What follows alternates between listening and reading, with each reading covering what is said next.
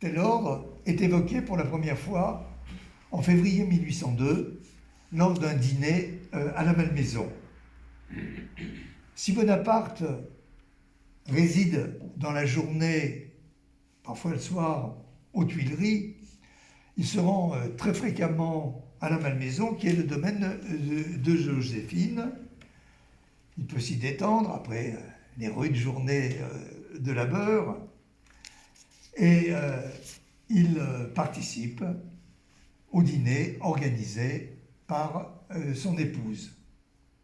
Les invités à ces dîners sont généralement des hommes de lettres et des savants, beaucoup plus que des militaires même, si on en trouve.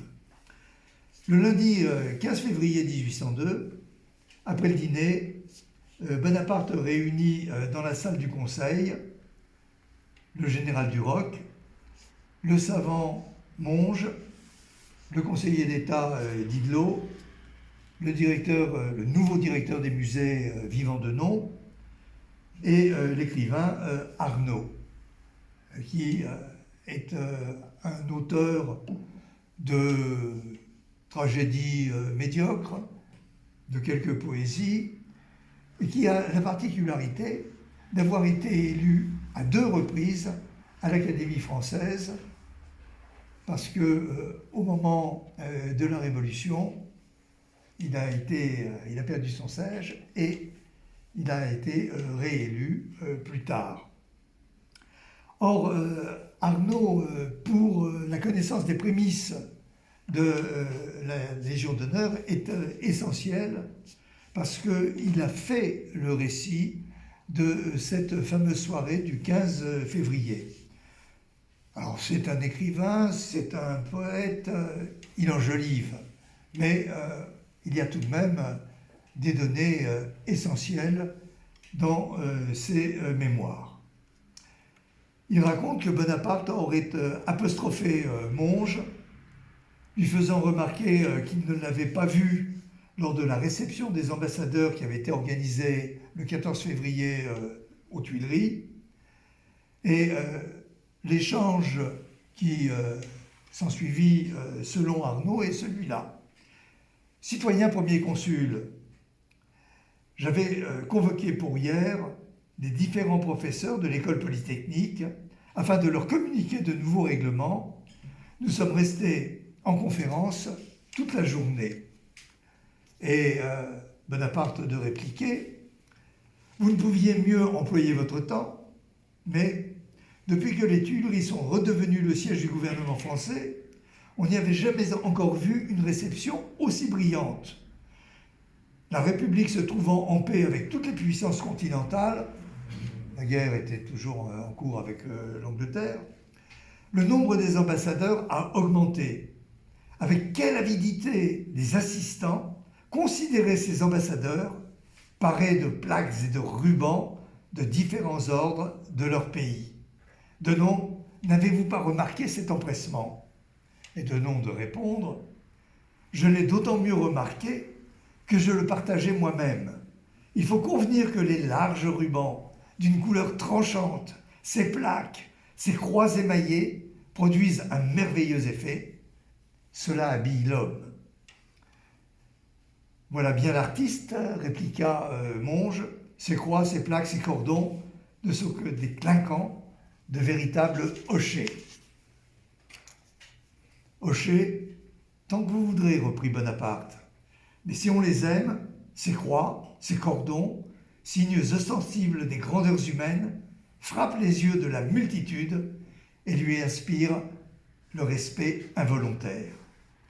Abordons franchement la question. Les hommes sont amoureux des distinctions et les Français plus que les autres. Ils en sont réellement affamés. Tenez, voyez la croix Saint-Louis. Je suis tout un développement que je passe, et il conclut, l'argent n'était d'aucun prix auprès de cette distinction. Bien des gens l'auraient préféré à des monceaux d'or.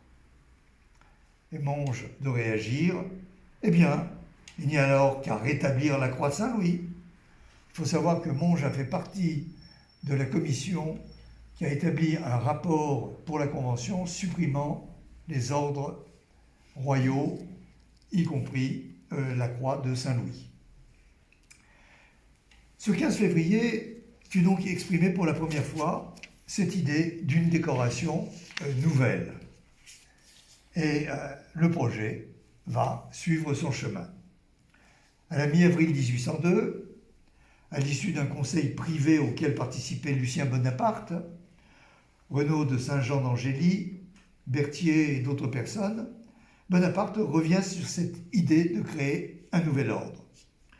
Il trouve l'appui de Cambacérès, deuxième consul, qui rappela que les républiques de l'Antiquité pratiquaient les distinctions, et Saint-Jean d'Angély évoqua, lui, la création dans le nouvel État en Amérique, les États-Unis, de l'ordre de Cincinnatus. Donc, il y a des décorations qui existent. Le 4 mai 1802, Roederer, qui est conseiller d'État, présente au Conseil d'État le projet de l'institution de la Légion d'honneur. Bonaparte est présent à la séance et il prend lui-même la défense du projet, soulignant, je cite, que l'institution de la Légion d'honneur sera un commencement d'organisation pour la nation.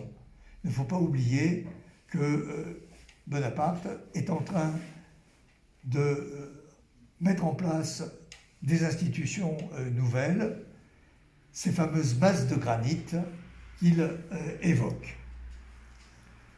Au général Dumas, alors il ne s'agit pas du père d'Alexandre Dumas, mais d'un autre général, Mathieu Dumas, qui, tout en approuvant l'institution, souhaite que celle-ci fût exclusivement réservée aux militaires. Bonaparte lui répond en invoquant l'histoire et le 8 mai, lors d'une nouvelle séance du Conseil d'État, une opposition se fait quant à cette idée, ce projet de nouvelle décoration. Berthier, en particulier, le futur maréchal, attaque violemment l'idée de Bonaparte. Il déclare « L'ordre proposé conduit à l'aristocratie.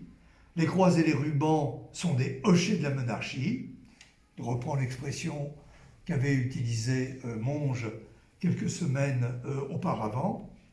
Bonaparte intervient à nouveau pour défendre son projet, terminant son intervention par la fameuse péroraison que vous connaissez. On nous parle toujours des Romains, et à leur sujet, on commet de graves erreurs. Ainsi, pour repousser les distinctions, on met en avant le peuple sur lequel elles étaient les plus marquées. Et puis, on cite toujours Brutus comme l'ennemi des tyrans. Ce même Brutus n'était qu'un aristocrate. Il ne tua César que parce que César voulait diminuer l'autorité du Sénat pour accroître celle du peuple. Voilà comment l'ignorance ou l'esprit de parti cite l'histoire. Je défie qu'on me montre une république ancienne ou moderne dans laquelle il n'y a pas de distinction. On appelle ça des hochets. Eh bien, c'est avec des hochets que l'on mène les hommes. Voyez comment aujourd'hui, le peuple se prosterne devant les décorations des étrangers. Les Français ne sont pas changés par 10 ans de révolution, ce qu'étaient les Gaulois, frais et légers. Ils n'ont qu'un sentiment, l'honneur. Il faut donner un aliment à ce sentiment-là.